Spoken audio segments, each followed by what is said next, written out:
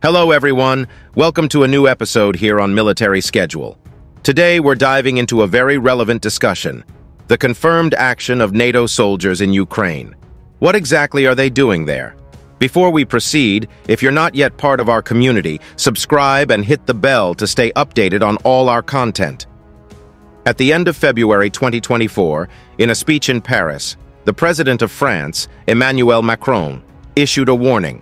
To prevent a Russian victory in the war sparked by the invasion of Ukraine, Europe must not rule out any options, including sending European troops to Ukrainian territory. This statement, echoed by Macron as well as Prime Minister Gabriel Attal, elicited varied reactions among NATO allies.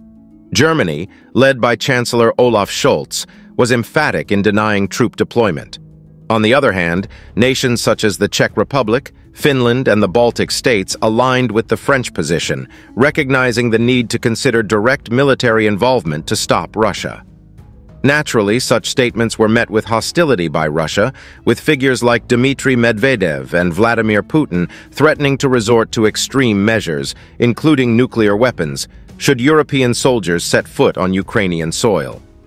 Moving into March, evidence and testimonials begin to indicate that, indeed, NATO members are now operating in Ukraine. A notable statement came from the Polish Foreign Minister Radoslaw Sikorski on March 8th, confirming NATO's presence in Ukraine, without specifying nationalities. Previously, in October 2022, American General Patty Ryder had reported on the presence of U.S. military personnel to oversee weapons deliveries. Leaked documents revealed that, in addition to the U.S., nations such as France, the United Kingdom, Lithuania, and the Netherlands had stationed about 100 soldiers for embassy protection, although rumors suggested a deeper involvement in the training of Ukrainian special forces.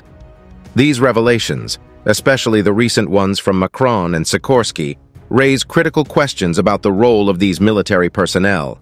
Analyses suggest that, so far, they are not engaged in direct combat, thus avoiding risks of capture or death that would surely be widely publicized by Russia. So, what is the real role of these military personnel in Ukraine? While there is no definitive answer, a clue may have been inadvertently provided by German Chancellor Olaf Scholz.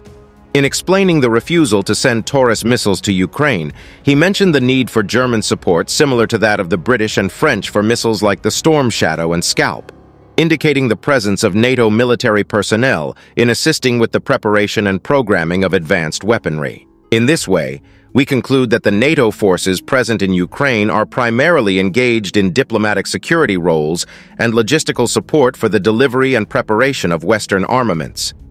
Developing and deploying more sophisticated weaponry that requires cutting-edge technology, such as the Storm Shadow missiles, and potentially being used in training exercises, including for special operations teams. Does this suggest that President Macron's statements are materializing in Ukraine?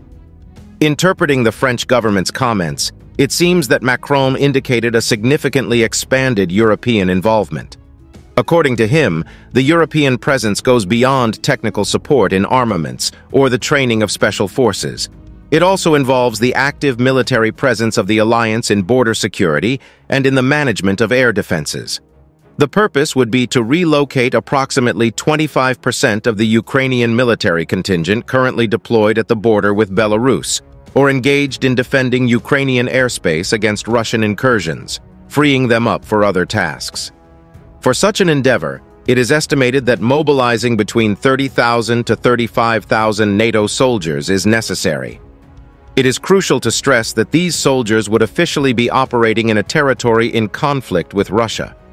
Sustaining a NATO force of this magnitude in a war scenario would require vast logistical and defensive support, with estimates indicating the need to mobilize a total of more than 100,000 military personnel to maintain a constant force of 30,000 in Ukraine, dedicated to border security with Belarus and air defense.